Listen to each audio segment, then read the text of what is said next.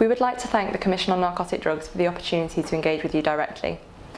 Health Poverty Action works in programmes across 15 countries to address the barriers that marginalised groups face in accessing health systems, using this knowledge to challenge the broad range of social and structural determinants of poverty and health, including working to identify and address the impacts of drug control policy on socio-economic development. As is recognised in the UNGASS outcome document, the risk factors driving involvement in the drugs trade are socio-economic, influenced by poverty, social and cultural marginalisation, violence and exclusion, a lack of services and infrastructure needs.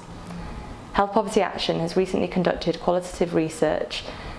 amongst rural and urban communities engaged in the illicit drugs trade, the initial findings of which reinforce this understanding, and also highlight the role of punitive drug control strategies focused on criminalisation and crop eradication in reinforcing the existing vulnerabilities of these communities, and notably the role of such interventions in undermining affected communities' trust in the state and other implementing or external agencies. We welcome the important commitments by Member States in Chapter 7 of the UNGASS outcome document to strengthen a development perspective to tackle these causes, including supporting initiatives that contribute to poverty eradication and the sustainability of social and economic development. However, where they have failed to focus on addressing these social and economic causal factors, national drug control strategies have had harmful impacts on vulnerable individuals and communities, and in some cases aggravated their vulnerabilities. In order to contribute to sustainable development in line with UNGASS Chapter 7, Member States and relevant UN agencies must recognise and address the role of drug control policies themselves in reinforcing poverty and social exclusion.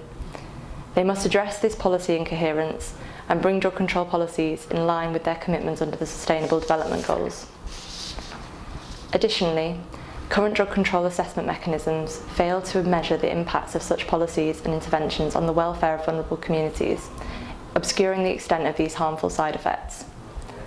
Member States and relevant UN agencies should work together to develop new indicators, employing the use of relevant human development indicators and other measurements in line with the Sustainable Development Goals, to measure the outcomes and impacts of drug control policies and programmes for the security, development and welfare of poor and marginalised communities in particular.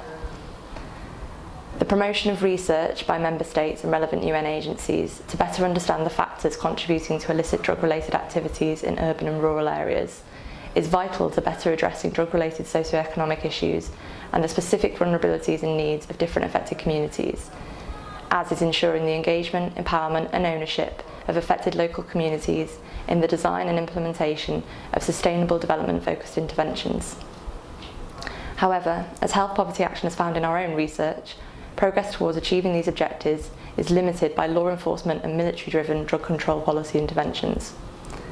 The threat of criminal sanctions and the imposition of unsustainable alternative development interventions foster fear and mistrust of official and external agencies. Member States and partner agencies should reform national policies and interventions to foster safe and sustainable environments for communities affected by illicit drug-related activities. This will enable them to engage in participatory research, take ownership of sustainable rural and urban development initiatives, and improve policy coherence, helping to achieve the Sustainable Development Goals. Reform should include ending conditional and forced crop eradication in all its forms, and considering the decriminalisation of drugs for personal use and small-scale non-violent drug dealing and trafficking.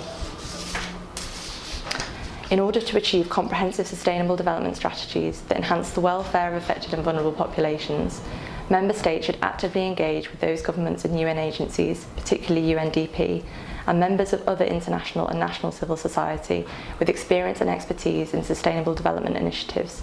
promoting cooperation and partnerships with these actors at international, regional and national levels. To incentivise the participation of these stakeholders, we urge Member States, relevant international financial institutions and UN agencies and entities to create long-term and flexible funding opportunities for development-focused agencies and civil society organisations in line with their Chapter 7 commitments. These opportunities should prioritise funding to stakeholders with expertise in sustainable development interventions, as well as provide the flexibility to support integrating the specific needs of drug-affected communities into existing sustainable development strategies and initiatives. Additionally, these sustainable development initiatives should be prioritised over traditional alternative development initiatives where the reduction of illicit drug activity has been the primary objective. Finally, we encourage Member States to recognise the role which the illicit drugs trade plays in providing livelihoods and income for poor and marginalised communities, and to explore the possibility of creating legally regulated markets for certain drugs in consultation and partnership with vulnerable communities already engaged in these particular illicit trades. Thank you very much for your attention.